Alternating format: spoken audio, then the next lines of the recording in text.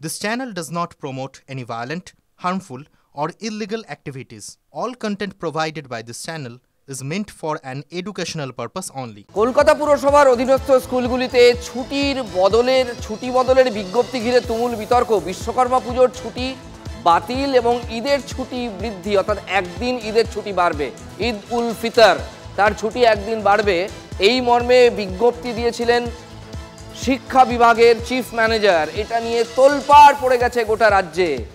এই ইস্যুতে বিজেপি সুর চড়াতেই পিছু হটল কলকাতা পুরসভা। বিজ্ঞপ্তি বাতিল করে বিবৃতি জারি করেছে কলকাতার পুরসভার পুর কমিশনার বিবৃতি জারি করেছেন। অনুমোদন ছাড়াই এই বিজ্ঞপ্তি সাফাই কলকাতা পুরসভার। সুকান্ত মজুমদার এটা নিয়ে কি বলছেন শুনুন।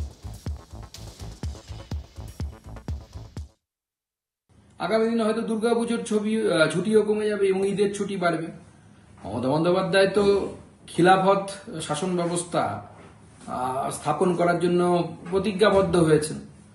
আমরা বেশি কিছু বললে উনি আবার বিধানসভার মধ্যে বলেন আমি কি মুসলিম লীগের নেত্রী নাকি। তো স্বাভাবিকভাবে সবাই বুঝতে পারছে কি চলছে পশ্চিমবঙ্গে। এর আগে মমতা বন্দ্যোপাধ্যায় ডানহাত ফিরহাদ হাকিম সাহেব বলেছিলেন যে পশ্চিমবঙ্গে উর্দু ভাষীদের সংখ্যা বাড়াতে হবে, পশ্চিমবঙ্গে অন্যদেরকে দাওয়াত দিতে হবে ইসলামের জন্য। মমতা বন্দ্যোপাধ্যায় সেই পথেই এগোচ্ছেন, আর নতুন তো কিছু না। পুর কমিশনারের অনুমতি না নিয়েই, তার অনুমোদন না নিয়েই এই বিজ্ঞপ্তি জারি করা হয়। সরকারি তালিকা মেনেই ছুটি দেওয়া হয় পুরসভায়। ইচ্ছে করে সাম্প্রদায়িক উস্কানি দিতেই এটা করেছিলেন শিক্ষা বিভাগের চিফ ম্যানেজারের ঘাড়ে দায় চাপিয়ে। মন্তব্য কলকাতা পুরসভার মেয়র ফিরহাদ হাকিমের। বুঝতে পারছেন, মেয়র তার অফিসারের বিরুদ্ধে এত গুরুতর একটা অভিযোগ তুলছেন, সেই অফিসারকে ইতিমধ্যেই শোকজ করা হয়েছে।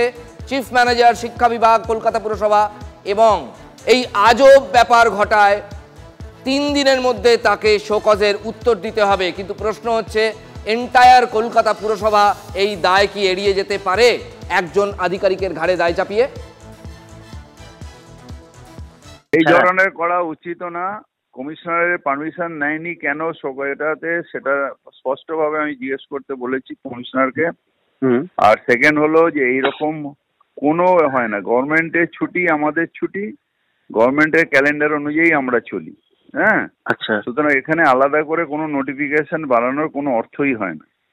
সুতরাং এটা কেন করলে, এটা ইচ্ছে করে কোনো প্রভোকেশন করার জন্য, কমিউনাল এলিমেন্টদের একটু ছাড় দেওয়ার জন্য এটা করেছে। আমি বাংলায় সবসময় সাম্প্রদায়িক সম্প্রীতিতে বিশ্বাস করি, সেই জন্যে আমরা নিজেরাই সব ধর্ম সমন্বয়ে সব ধর্ম উৎসবেই আমরা আনন্দ করি।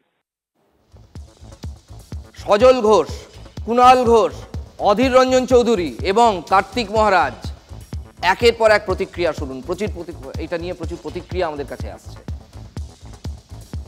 এই ধরনের হাউসে বসে তার নির্দেশ ব্যতি রেখে তার অজ্ঞাতসারে এই ধরনের ধর্মীয় উন্মাদনাকে প্ররোচনা যিনি দিচ্ছেন, তিনি তাকে বুঝবেন কেন সরকারি টাকা দিয়ে, আপনার আমার টাকা দিয়ে?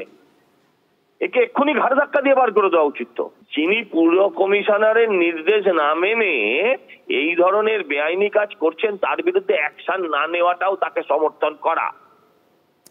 নাও উই ওয়ান্ট টু সি যে উনি কি করেন, ববি হাকিম কি করেন, সেটা আমরা দেখতে চাই।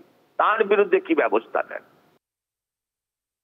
এটা এক অফিসার দায়িত্বজ্ঞানহীন কাজ করেছেন, কারুর সঙ্গে কথা না বলে ইতিমধ্যেই তাকে শোকজ করা হয়েছে। ফলে ওটার দিকে কারুর তাকাবার দরকার নেই। ওটা যিনি এখন সেটা কি ভেবে করেছেন, মেয়র বা কর্পোরেশনকে ফলস পজিশনে ফেলতে করেছেন কি না, এগুলো তো খতিয়ে দেখতে হবে।